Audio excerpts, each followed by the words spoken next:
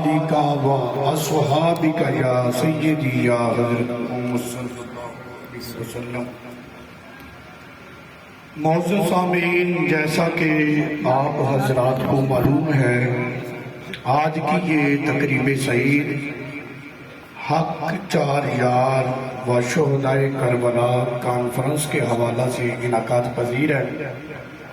دعا ہے اللہ رب العزت ہم سب کی حاضری کو بارگاہ حسینیت میں قبول فرمائے۔ علماء کرام، مشائخ اعظام اور عوام اہل سنت، السلام علیکم ورحمۃ اللہ وبرکاتہ۔ وعلیکم السلام ورحمۃ اللہ وبرکاتہ۔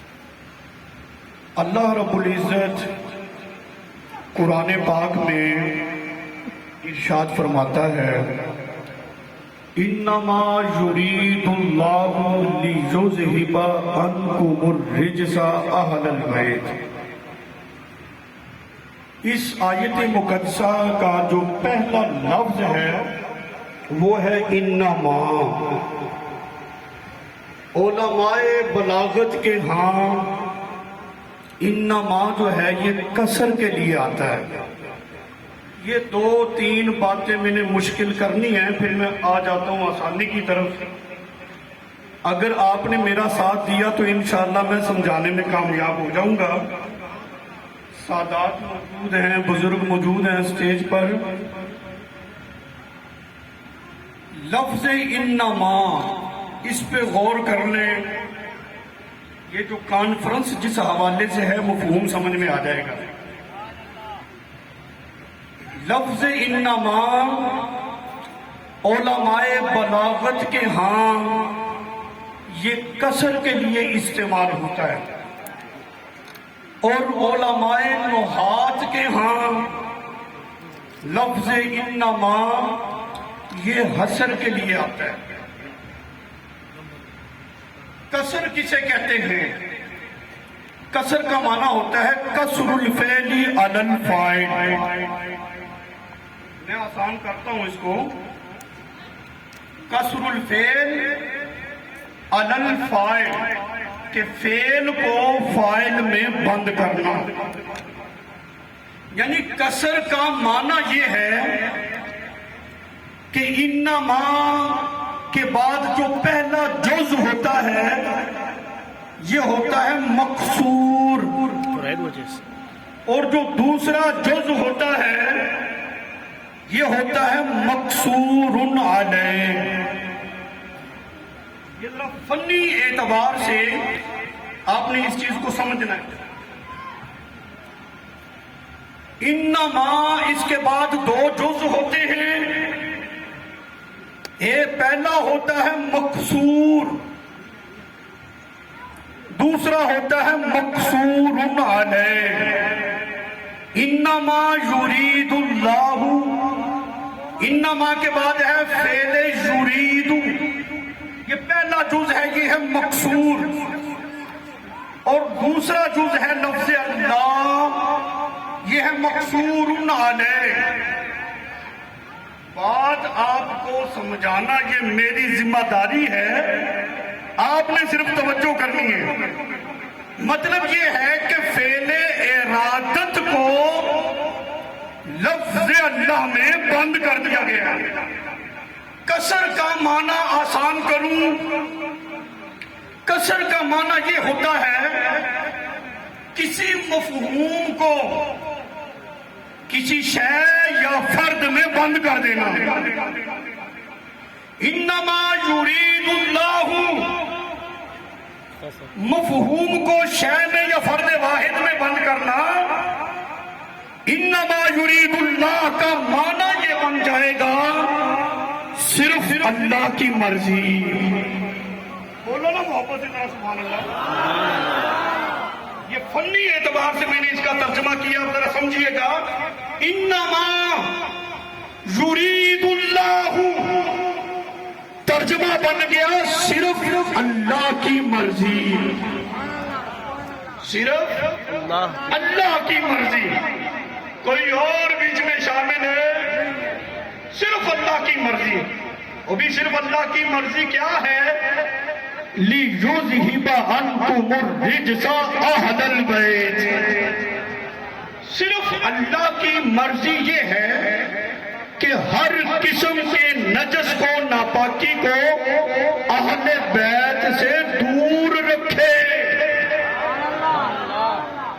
میں نے ترجمہ آسان کیا ہے، لوگوں کو بڑے مقارنتے لگے جو ترجمہ ہے کہ اللہ یہ چاہتا ہے کہ تم سے نجاست کو دور کر دے، کہتے پہلے نجاست تھی تب دور کی۔ میں نے کہا ترجمہ صحیح کرو، انما یرید اللہ لیذھب عنکم الرجس اہل البیت، صرف اللہ کی مرضی کہ ہر قسم کی ناپاکی کو تم سے دور رکھے۔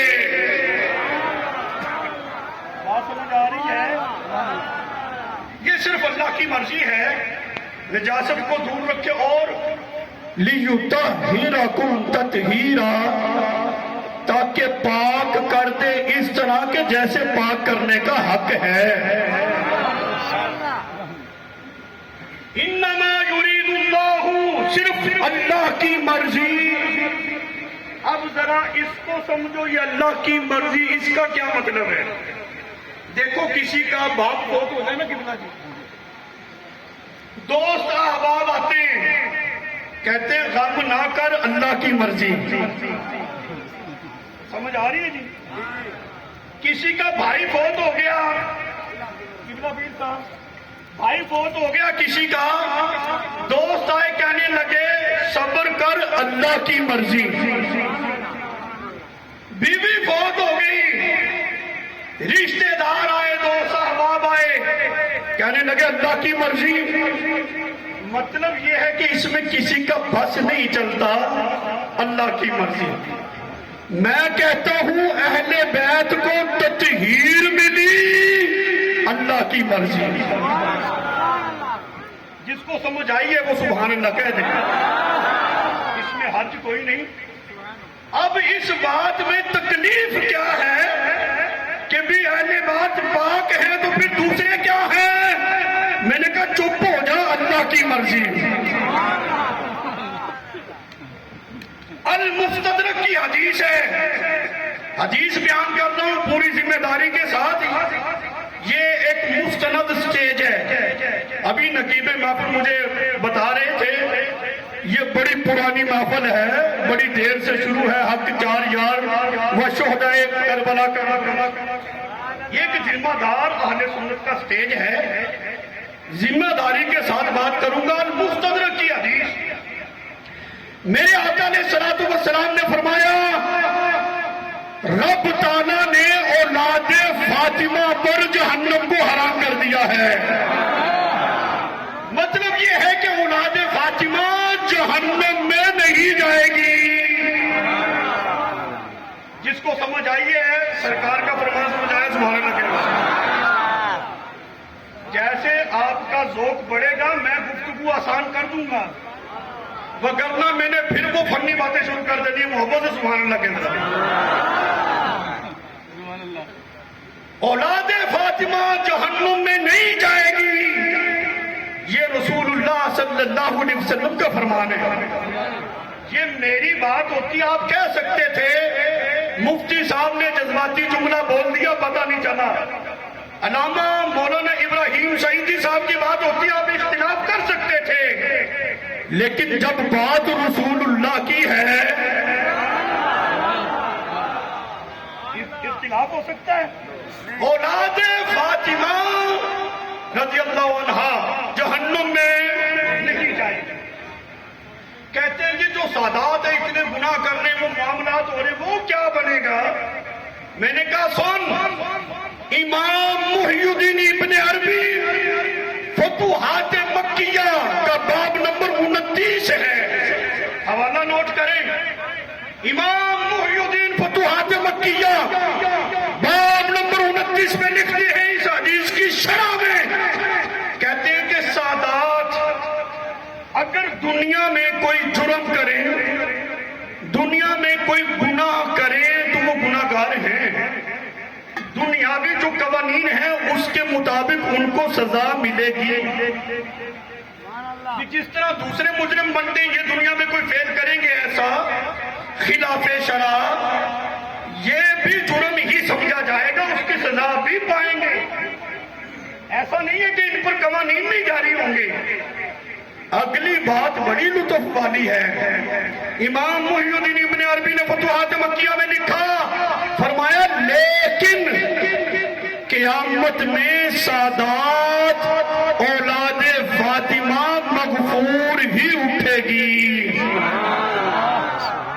بات تو وہاں کی ہے نا جی. اولاد فاطمہ قیامت کے دن بخشی ہوئی اٹھے گی. یہ حدیث کا مطلب ہے. کہتے یہ بات کیا ہوئی؟ دنیا میں گناہ کریں تو گناہ ہے، قیامت میں بخشے ہوئے. میں نے کہا دنیا کے احکامات اور ہیں، قیامت کے اور ہیں. لکڑی ہے لکڑی، اس پر نجاست لگ جائے، وہ پلید ہو جائے، اس کو آگ میں ڈال دو، وہ جل کے کوئلہ بنے، سواب بن جائے، بتاؤ وہ پاک ہو جائے گی کہ نہیں؟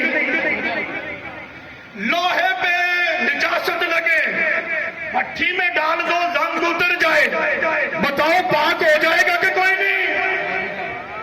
کپڑا ہے نہ پاک ہو گیا، اس کو دھو دیا تو پاک ہوا کہ نہیں؟ بلا تمثیل سمجھو، دنیا میں جو گناہ ہے وہ تو ہے، لیکن اولاد فاطمہ رضی اللہ عنہ قیامت کے دن بخشے ہوئے اٹھیں گے. کہتے بات صحیح طریقے سے سمجھ نہیں آ رہی. میں نے کہا سمجھ نہیں آتی تو چلے میں شریعت کا ضابطہ بیان کر دیتا ہوں. سینے کا زور لگا کر سبحان اللہ کو جو سرکار کی بیٹی کی اولاد سے محبت کرتے ہیں، جن کو سادات سے پیار ہے، سینے کا زور لگائیں. ضابطہ سنو شریعت کا. یہ قبلہ بڑے محسن ہیں، انہوں نے یاد فرمایا میں حاضر ہو گیا. روایتی باتیں کرنے کا میں مزاج بالکل نہیں رکھتا ہوں. آپ نے یوں توجہ سے سنا تو میں چند باتیں کر پاؤں گا، نہیں تو اجازت لے لوں گا بس. محبت سبحان اللہ ذرا. میں ایک ٹیچر ہوں، کلاس روم میں پڑھانے والا بندہ ہوں. دورہ حدیث کی کلاس میرے پاس ہے، تخصص فی الفقہ میرے پاس ہے. یہ فنون، یہ ضابطے، یہ اصول ہی میں پڑھاتا ہوں. کسی ایک طالب علم کی بھی توجہ ادھر ادھر ہو جائے میں سبق روک دیتا ہوں. بیٹا پہلے ادھر دیکھو. آنکھوں میں آنکھیں ڈال کر بات کرنے کا مزاج رکھتا ہوں. امام حسین رضی اللہ تعالیٰ عنہ نے بغیر پانی کے باطل کی آنکھوں میں آنکھیں ڈال کر قربانی دے کے دکھا دیا ہے. ہم چند منٹ اگر پانی نہیں پیئیں گے، ادھر ادھر نہ دیکھیں گے تو کچھ بھی نہیں ہونے والا. امام نے اتنی عظیم قربانی دی. ہم ان کا ذکر خیر سننے کے لیے کچھ دیر تو اپنی توجہ ادھر کو کریں نا جی. شریعت کا اصول اور ضابطہ بیان کرنے لگا ہوں. انسان جہنم میں دو علتوں کی وجہ سے جائے گا. انسان جہنم میں دو علتوں کی وجہ سے جائے گا. نمبر ایک عذاب کی وجہ سے، عذاب کا مستحق ہو گیا، جہنم میں ڈالا جائے گا. نمبر دو تطہیر کے لیے، یعنی جو اس کو گناہوں کی علائش پہنچی، جو گناہوں کی گندگی دنیا میں اس کو پہنچی، ان گناہوں سے پاک ہونے کے لیے وہ جہنم میں جائے گا اور پاک ہو کر پھر جنت میں چلا جائے گا. ضابطہ سمجھ میں آ گیا جی. انسان اگر جہنم میں جائے گا، میں کوئی خطیب نہیں ہوں جو اتاؤ چڑھاؤ، کوئی شعر کوئی دوڑا تو کوئی ٹپا وہ مجھے آتا نہیں ہے. ایک سبق کی طرح، ایک افہام و تفہیم کی طرح باتیں ہوں گی. سادی سے گفتگو کرتا ہوں. بڑے بڑے خطباء ہیں، مجھ سے پہلے ماشاءاللہ قبلہ شاہ صاحب کو آپ نے سنا، ان کے بعد میرا بیان بنتا نہیں تھا، بس حکم ہے تو میں بیٹھ گیا ہوں، بس تھوڑا سا آپ برداشت کریں، مجھے محبت سے ذرا سبحان لگیے گا۔ انسان دو علتوں کی وجہ سے جہنم میں جائے گا، جن کے موجود ہونے کی علت کیا ہے؟ سورج ہے تو دن ہے نا، یہ علت کا معنی ہے۔ دو علتوں کی وجہ سے جائے گا، عذاب کی وجہ سے یا پھر تطہیر پاک ہونے کی وجہ سے۔ یہ ضابطہ ہے کہ مومن مسلمان عذاب کی وجہ سے جہنم میں نہیں جائے گا۔ جہنم کا عذاب مومن کے لیے نہیں، یہ تو کافر کے لیے ہے۔ جس کو میری بات سمجھ آئی ہے سبحان اللہ کے، مومن عذاب کے لیے قبر میں نہیں، جہنم میں نہیں جائے گا۔ تو کس لیے جائے گا؟ کہتے ہیں جو گناہوں کی علائش اور گناہوں کی گندگی اس کو پہنچی تھی، تطہیر کے لیے جہنم میں جائے گا، گناہوں سے پاک ہونے کے لیے جائے گا۔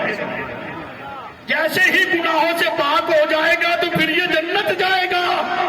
تو اب میری بات سننا، جہاں میں آپ کو پہنچانا چاہتا تھا لے آیا ہوں۔ سنو، جب میرے آقا کے ایک عام امتی کی، مومن کی یہ شان ہے، وہ جہنم میں صرف تطہیر کے لیے جائے گا، پاک ہونے کے بعد جنت جائے گا۔ رسول اللہ صلی اللہ علیہ وسلم کی اہل بیت کے بارے میں کیا کہوں، جن کی تطہیر رب نے دنیا میں بیان کر دی ہے۔ سرکار کی اہل بیت کی تطہیر تو رب دنیا میں بیان کر رہا ہے، لِيُطَهِّرَكُمْ تَطْهِيرًا۔ مومن نے تو پاک ہونے کے لیے جانا تھا، اہل بیت تو پہلے ہی پاک ہے، تو پتہ چلا اولاد فاطمہ رضی اللہ عنہا جہنم میں نہیں بلکہ جنت میں جائے گی۔ نسبت کو سلام کرنے والے ہیں ہم لوگ، ایسا ہے کہ نہیں؟ اتنی عظیم ہستیاں، ان کے بارے میں عقیدہ کیا ہونا چاہیے؟ ہمارا تعلق ان کے ساتھ کیسا ہونا چاہیے؟ یہ ایک سالانہ پروگرام ہے ماشاءاللہ، عشاقان مصطفیٰ کا جمع غفیر ہے، علماء پیران عظام موجود ہیں۔ عقیدہ ہمارا کیا ہونا چاہیے؟ اللہ تعالیٰ قرآن میں فرماتا ہے قُلْ لَا أَسْأَلُكُمْ عَلَيْهِ أَجْرًا إِلَّا الْمَوَدَّةَ فِي الْقُرْبَىٰ۔ اور یار بابا بلے شاہ دے شیر تو سبحان اللہ بن دی ہے، میں تو قرآن پڑھے آئے تھے جو سبحان اللہ کون تھا؟ مولانا صاحب لوگوں نے ہمیں بدنام کیا ہوا ہے، آج جڑے بریلوی نے نا سنی، آج دوڑے ٹپیاں تے لگے ہوئے نے۔ جب تم نے قرآن پہ سبحان اللہ ہی نہیں کہنی تو مولوی صاحب نے دوڑے ٹپے سنانے ہیں پھر۔ رب کا قرآن پڑھا اونچی سبحان اللہ کہو۔ بابا بلے شاہ کے شیر پہ اگر سبحان اللہ بنتی ہے نا، رب کے قرآن پہ ڈبل سبحان اللہ ہونی چاہیے۔ إِلَّا الْمَوَدَّةَ فِي الْقُرْبَىٰ۔ عقیدہ میں زیادہ تفصیل میں نہیں جاؤں گا، قرآن میں ہے کہ ایک امتی کا، مومن کا سرکار کی اہل بیت کے ساتھ تعلق مودت والا ہونا چاہیے، کہ قربا کے ساتھ مودت کرو۔ یہ مودت کیا ہے؟ مودت، اب ذرا مودت کے معنی کو سمجھیں، انشاءاللہ عقیدہ ظاہر ہو جائے گا۔ ایک ہوتی ہے مودت اور ایک ہوتی ہے محبت، یہ دو چیزیں، ایک مودت اور ایک محبت۔ جو محبت ہوتی ہے نا، محبت کے لیے حسن اور کمال کا ہونا ضروری نہیں، یعنی جس سے محبت ہو وہ حسین ہو، خوبصورت ہو، اس میں کوئی کمال بھی ہو، یہ محبت کا تقاضا نہیں، لیکن مودت کا تقاضا یہ ہے کہ جس سے ہو جائے اس میں حسن بھی ہو، اس میں کمال بھی ہو۔ یہ تو میں نے بات کہہ دی، مثال دوں تاکہ بات سمجھ میں آئے۔ ماں کو اپنے بیٹے سے محبت ہوتی ہے کہ کوئی نہیں؟ بیٹا پٹھے تبے ورگا کانا ہو، آنکھوں سے نبینا ہو، اپاہج ہو، نہ حسن نہ کمال، اس کے باوجود بھی ماں کو بیٹے سے محبت ہوتی ہے کہ کوئی نہیں؟ میں نے کیا کہا تھا؟ محبت وہ ہے جس کے لیے نہ تو حسن ضروری ہے اور نہ ہی اس کے لیے کمال ضروری ہے۔ ماں پھر بھی بیٹے سے محبت کرتی ہے۔ اللہ تعالیٰ نے لفظ مودت الا المودۃ فی القربی کہہ کر اس بات کی طرف اشارہ کر دیا، اور لوگوں میری اہل بیت وہ ہے جس میں رب نے حسن بھی رکھا ہے اور ساری کائنات کا کمال بھی رکھا ہے۔ سرکار کی اہل بیت پہ لوگ بات کرتے ہیں، انہوں نے سمجھ کیا رکھا ہے؟ حسن بھی ہے اور ان میں کمال بھی ہے۔ مودت اور محبت کا دوسرا فرق اگر چاہتے ہو بیان کروں تو محبت سے سبحان اللہ کر رہا قبلہ نامہ سا بڑا لطف آ رہا ہے، مجھے یوں ہی لگ رہا ہے جیسے میں اپنی کلاس روم میں بیٹھا ہوں، کلاس روم کا ماحول ہے اور بچوں کو میں جیسے کہتا ہوں ویسے توجہ سے سنتے ہیں۔ اللہ آپ کو سلامت رکھے، میری تھکاوٹ ہی اتر گئی ہے۔ مودت اور محبت کے مابین دوسرا فرق،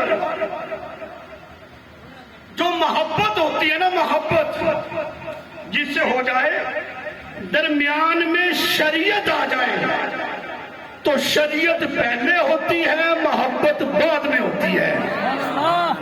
یہ اصول سمجھ لیں، میں مثال دوں گا بات سمجھ میں آئے گی۔ اور جہاں مودت کا رشتہ ہو، درمیان میں شریعت آ جائے تو مودت پہلے ہوتی ہے، شریعت بعد میں ہوتی ہے۔ محبت سے سبحان اللہ کو میں دوبارہ ریپیٹ کرتا ہوں، یہ اصول یاد کر لو۔ میں کہتا ہوں زندگی بھر کوئی بد مذہب تمہارے سامنے کھڑے نہیں ہو سکے گا۔ مودت اور محبت کے درمیان دوسرا فرق، جہاں محبت کا رشتہ ہو، درمیان میں آڑے شریعت آ جائے، شریعت پہلے ہوتی ہے، محبت بعد میں ہوتی ہے۔ جہاں مودت کا رشتہ ہو، شریعت درمیان میں آ جائے تو مودت پہلے ہوگی، شریعت بعد میں ہوگی۔ اب سمجھو، ماں کو اپنے بیٹے سے، اولاد سے محبت ہوتی ہے نا۔ چھوٹا سا بچہ چار پائی پہ رکھا، نماز کا وقت ہوا، ماں نماز پڑھ رہی ہے۔ اللہ تعالیٰ آج کے اس عظیم اجتماع کے صدقے ہماری ماؤں بہنوں کو نماز کا پابند بنائے گا۔ آمین۔ ہم مسلمان ہیں لیکن صورتحال بڑی چینج ہو گئی ہے۔ ہماری مائیں بہنیں بیٹیاں اللہ ماشاءاللہ وہ ڈرامے کی قسط نہیں جانے دیتی، رب کی نماز چھوڑ دیتی ہیں۔ ماں کو بیٹے سے پیار ہے نا، محبت ہے، چار پائی پہ رکھا، خود نماز پڑھنے لگی، بچہ چار پائی سے نیچے گرا، رو رہا ہے، چیخ رہا ہے، چلا رہا ہے، مجھے بتاؤ شرعاً اجازت ہے ماں نماز کو چھوڑ کر بچے کو اٹھا کے سینے سے لگائے؟ نہیں، کیونکہ یہ محبت کا رشتہ ہے۔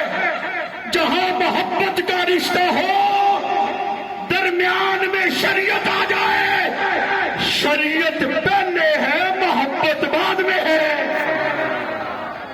نماز مکمل کرے، بعد میں بچے کو سینے سے لگائے، اور جہاں مودت کا رشتہ ہو درمیان میں شریعت آ جائے، پہلے مودت ہے، شریعت بعد میں ہے۔ سبحان اللہ کو میں حدیث میں میرے آقا علیہ الصلوۃ والسلام مسجد نبوی شریف میں ممبر پہ بیٹھ کر خطبہ ارشاد فرما رہے ہیں۔ سبحان اللہ، سبحان اللہ۔ جس کو حدیث کا اشارہ سمجھ آ گیا سبحان اللہ کے ممبر پر موجود ہیں، خطبہ ارشاد فرما رہے ہیں۔ حسنین کریمین نے ابھی نیا نیا چلنا سیکھا ہے، مسجد میں آ گئے، سرکار کا یہ خیال بنا کہیں گر نہ جائیں، خطبہ دے رہے تھے۔ خطبہ عبادت ہے کہ کوئی نہیں؟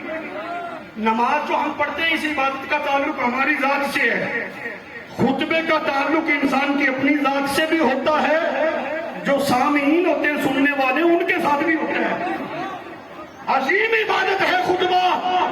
حسنین کریمین کو دیکھا کہیں گر نہ جائیں، خطبے جیسی عظیم عبادت کو چھوڑا، حسنین کو اپنی آغوش میں لے لیا۔ میرے آقا علیہ الصلوۃ والسلام نے یہ کر کے قیامت تک کے لیے اپنے امتیوں کو بتا دیا، جہاں مودت کا رشتہ ہو درمیان میں شریعت آ جائے، مودت پہلے ہوتی ہے، شریعت کی تکمیل بعد میں ہوا کرتی ہے۔ سبحان اللہ، سبحان اللہ۔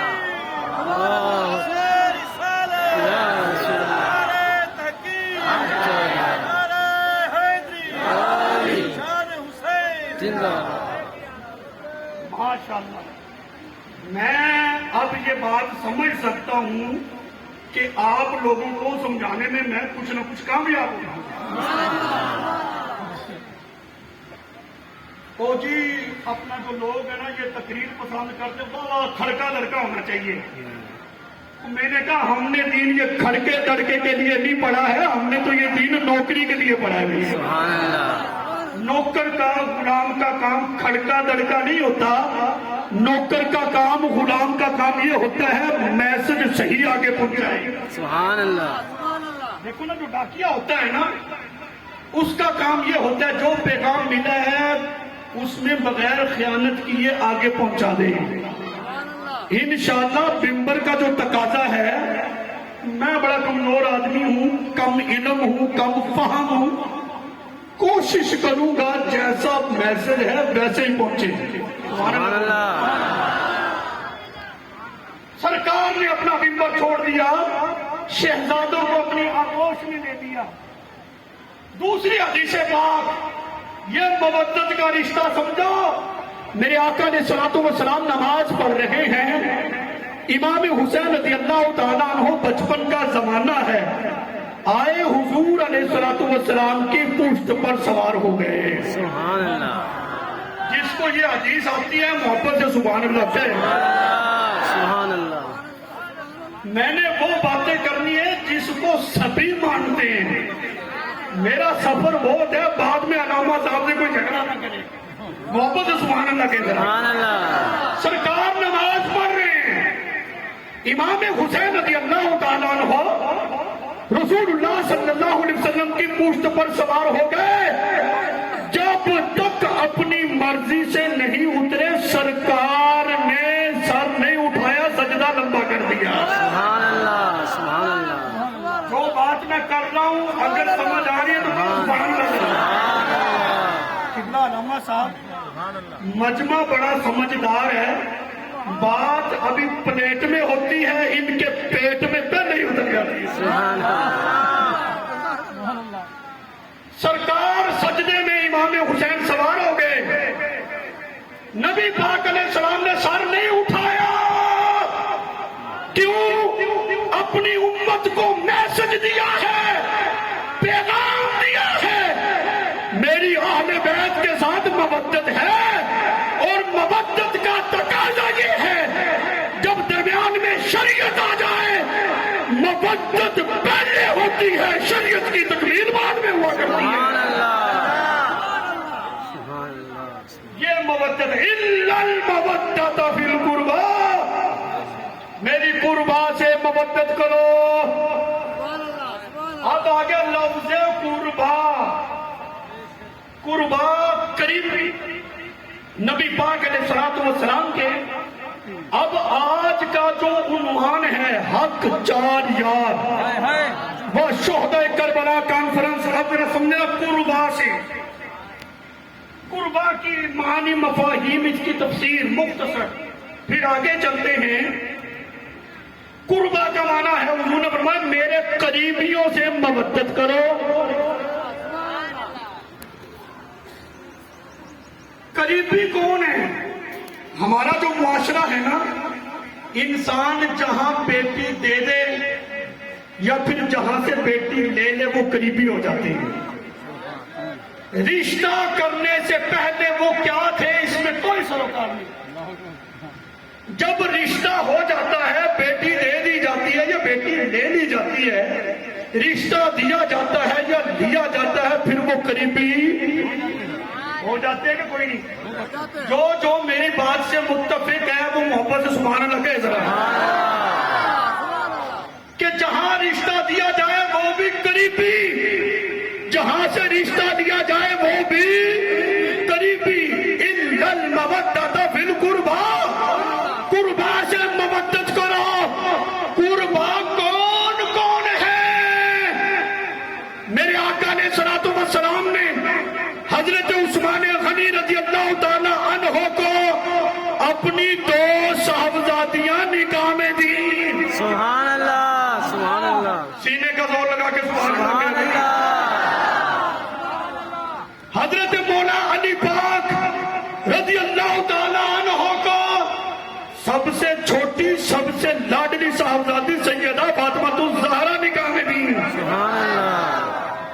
قربا کا معنی سمجھا رہا ہوں. جہاں بیٹی دی جائے، جہاں رشتہ دیا جائے وہ قریبی ہے.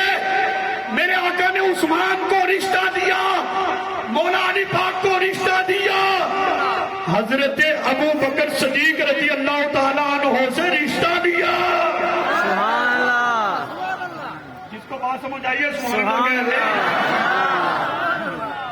حضرت ابو بکر صدیق رضی اللہ تعالیٰ عنہ کی شہزادی ام المومنین حضرت عائشہ رضی اللہ تعالیٰ عنہا سے حضور نے نکاح فرمایا. حضرت عمر فاروق رضی اللہ تعالیٰ عنہ کی شہزادی حضرت حفصہ سے نکاح فرمایا. سبحان اللہ. اب ذرا حق چار یار کا نعرہ لگاؤ، ذرا دل خوش کر دو. نعرہ تکبیر، نعرہ رسالت، نعرہ خلافت، نعرہ حیدری، سچا نعرہ حیدری.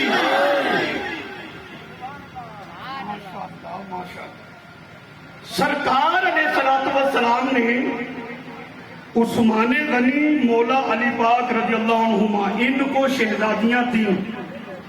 ابو بکر اور عمر سے رشتے لیے. جہاں رشتہ دیا جائے لیا جائے وہ کیا ہوتے ہیں؟ قربا. اب قرآن کی نص دیکھو، سرکار علیہ الصلوۃ والسلام فرما رہے ہیں اِنَّ الْمَوَدَّةَ فِي الْقُرْبَى. آج لوگ ہمیں سمجھاتے ہیں او جی فرق ہونا چاہیے نا، سیدنا ابو بکر صدیق کیوں لکھا؟ فرق کریں. اور میں نے کہا جب رب نے فرق نہیں کیا تو کون ہوتا ہے؟ سبحان اللہ.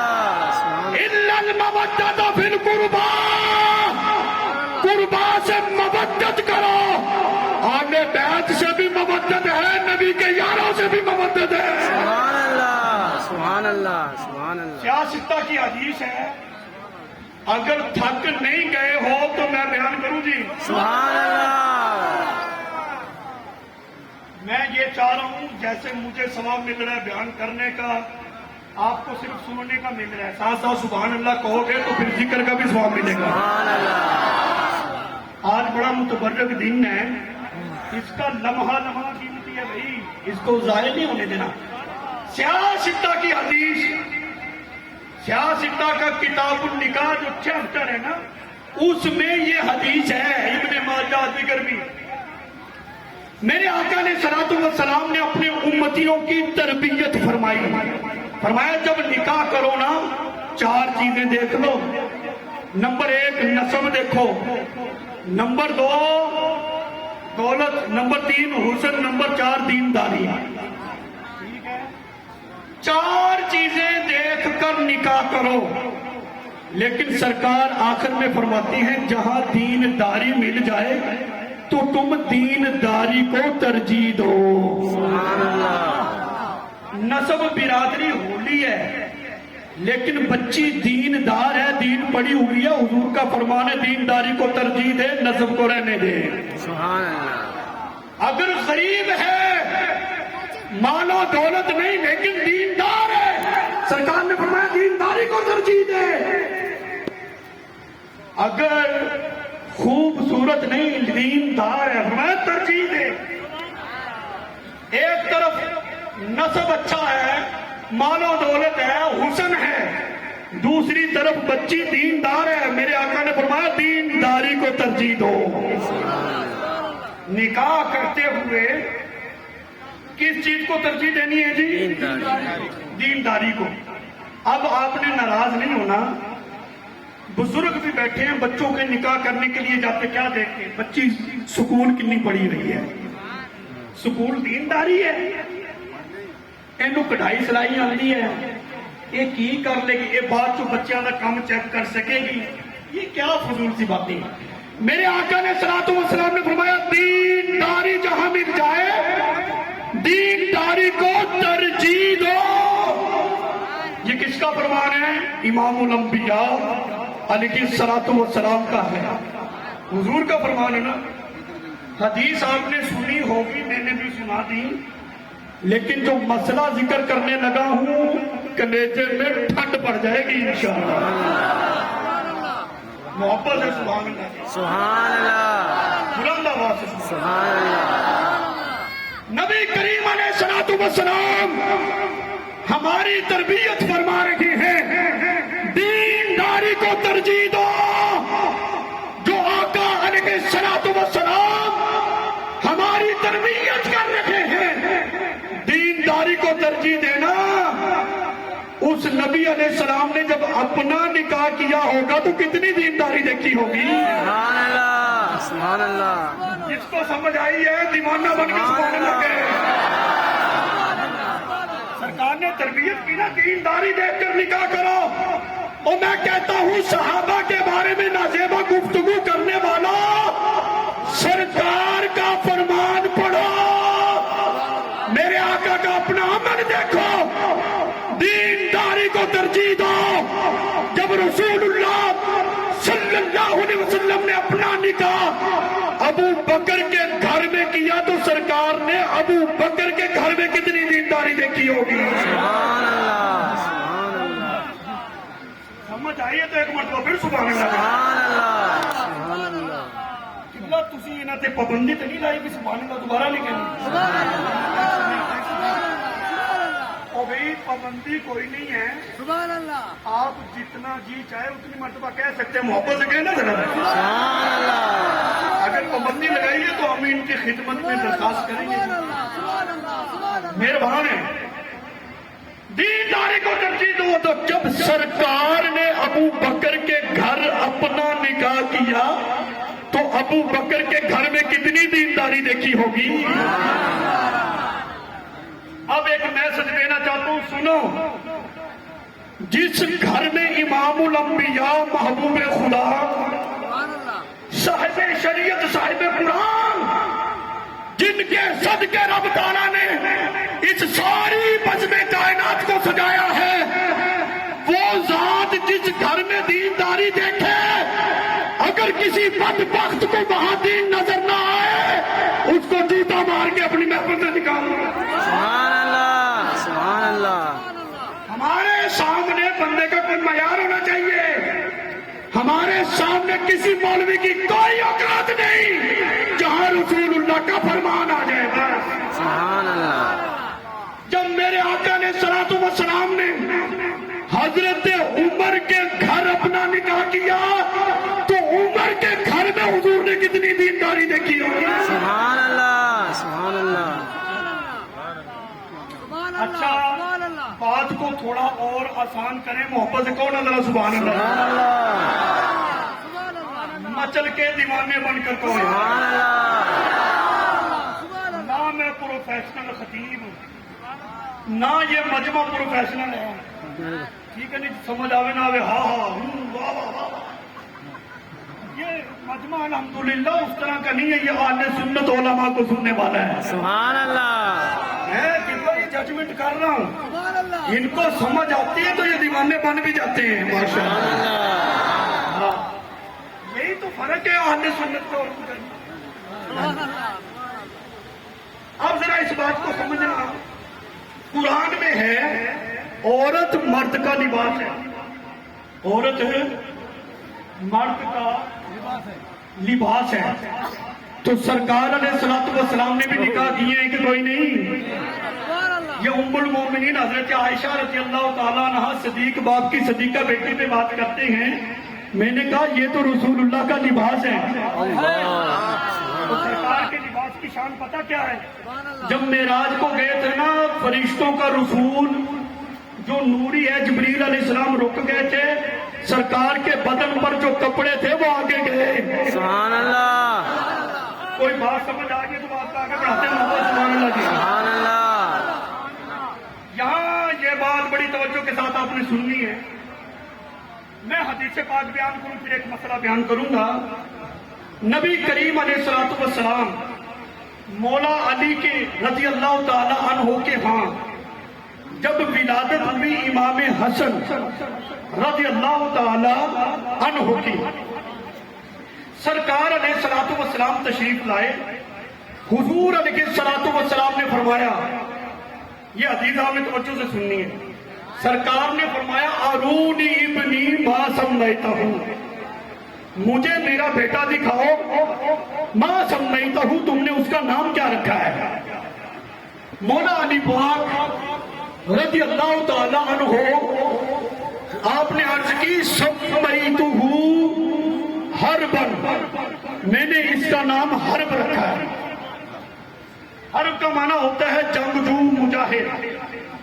نبی پاک علیہ الصلوۃ والسلام نے فرمایا لا بل ہوا حسن، اور نہیں بھائی اس کا نام حسن ہے۔ پھر جب مولا علی پاک رضی اللہ تعالی عنہ کے ہاں امام حسین رضی اللہ تعالی عنہ کی ولادت ہوئی، سرکار علیہ الصلوۃ والسلام تشریف لائے، ارونی ابنی ما سمیتہ ہوں، مجھے میرا بیٹا دکھاؤ، تم نے کیا نام رکھا ہے اس کا؟ مولا علی پاک رضی اللہ تعالیٰ عنہ نے عرض کی سمیتہ حربن، میں نے اس کا نام حرب رکھا ہے۔ شاید مولا علی پاک رضی اللہ تعالیٰ عنہ کو یہ نام پسند تھا، سرکار نے فرمایا لا بل ہوا حسین، اور نہیں بھائی اس کا نام حسین ہے۔ پھر جب امام علی مقام رضی اللہ تعالیٰ عنہ کی ولادت کے بعد مولا علی پاک رضی اللہ تعالیٰ عنہ کے ہاں سیدہ فاطمہ الزہرا رضی اللہ تعالیٰ عنہ کے بطن اطہر سے حضرت امام محسن رضی اللہ تعالیٰ عنہ کی ولادت ہوئی، سرکار تشریف لائے، ارونی ابنی ما سمیتہ، مجھے میرا بیٹا دکھاؤ، کیا اس کا نام تم نے رکھا ہے؟ مولا علی پاک نے عرض کی سمیتہ حربن، میں نے اس کا نام حرب رکھا ہے۔ نتیجے پہ جاؤ گے ٹھنڈ پڑ جائے گی، محبت سے سنا کو ذرا سبحان اللہ۔ سرکار نے فرمایا لا بل ہوا محسن، اور نہیں بھائی اس کا نام محسن ہے، اس کا نام محسن ہے۔ سرکار علیہ الصلوۃ والسلام نے یہ محسن، یہ بھی امام حسین کے سگے بھائی ہیں، لیکن چند ماہ کے ہو کر یہ دنیا سے رخصت ہو گئے تھے نا، لوگ زیادہ ان سے واقف نہیں۔ نبی کریم علیہ السلام نے مولا علی پاک رضی اللہ تعالیٰ عنہ سے فرمایا علی، میں نے جو ان بچوں کے شہزادوں کے نام حسن حسین محسن جو رکھے ہیں نا، یہ حضرت ہارون علیہ السلام کی اولاد شبر شبیر اور مشبر کے نام پہ رکھے ہیں۔ سبحان اللہ بعض تلفظ کرتے ہیں شبر شبیر مشبر، ٹھیک ہے یہ بھی، لیکن میں حسین کے وزن میں پڑھ رہا ہوں شبر شبیر مشبر۔ علی میں نے ان شہزادوں کے نام ہارون علیہ السلام کے 3 بیٹے شبر شبیر مشبر کے ناموں پہ رکھے. سرکار علیہ الصلوۃ والسلام نے مولا علی پاک رضی اللہ تعالی عنہ کو ایک سبق دیا.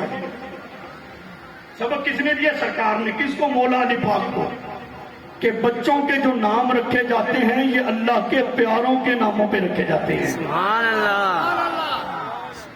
سیدہ فاطمہ زہرا رضی اللہ تعالی عنہا کا وصال ہوا. مولا علی پاک رضی اللہ تعالیٰ عنہ نے دوسری شادی کی.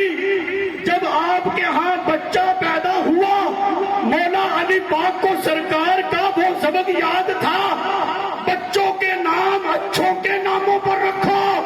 تو مولا علی پاک نے ایک کا نام ابو بکر رکھا. سبحان اللہ. سبحان اللہ. کر رہے ہیں بندہ بنا بچوں کے نام دشمنوں کے نام پہ رکھتا ہے. مجھے بتاؤ تم اپنے بچے کا نام یزید رکھو گے؟ اگر یہ دشمنیاں تھی تو مولا علی پاک نے اپنے بیٹے کا نام ابو بکر کیوں رکھا ہے؟ سبحان اللہ. دوسرا بیٹا ہوا، ایک بیٹے کا نام مولا علی پاک نے عمر رکھا. ایک بیٹے کا نام مولا علی پاک نے عثمان رکھا ہے. سبحان اللہ. اور یہ تینوں شہدائے کربلا میں سے ہیں. سبحان اللہ. ابو بکر، عمر، عثمان یہ مولا علی پاک کے بیٹے ہیں. اور جو سبق سرکار نے دیا تھا اچھوں کے ناموں پر رکھو، تو پتا چلا جن کو مولا علی پاک اچھا گمان کرے ان کے بارے میں کوئی نازیبا گفتگو کرے گا مولا علی پاک ناراض ہو جائیں گے. سبحان اللہ. اللہ. سینے کا زور لگا کے جی. میں جی آخری بات، میرا ٹائم ہو گیا مکمل. آخری بات کروں گا. آخری بات ہے میری، ٹائم بھی مکمل. ایک بطور میسج یہاں پر میں بات کرنے لگا ہوں.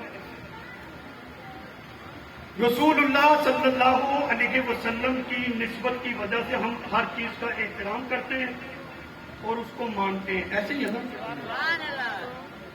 حجر اسود ہے نا، جو حجر اسود، ہر حاجی کی یہ خواہش ہوتی ہے میں اس کو بوسہ دوں، اس کے قریب چلا جاؤں. کیوں؟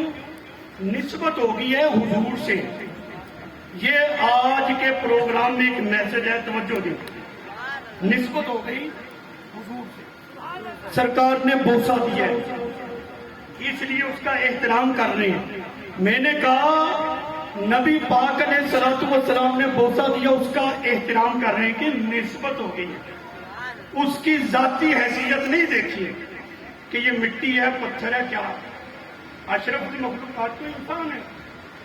لیکن حضور کی نسبت کی وجہ سے ہم اس کا احترام کر رہے ہیں. جہاں سرکار کے قدم رکھے کچھ وقت گزارا، غار ہرا، غار سور، احترام کرتے کہ نہیں؟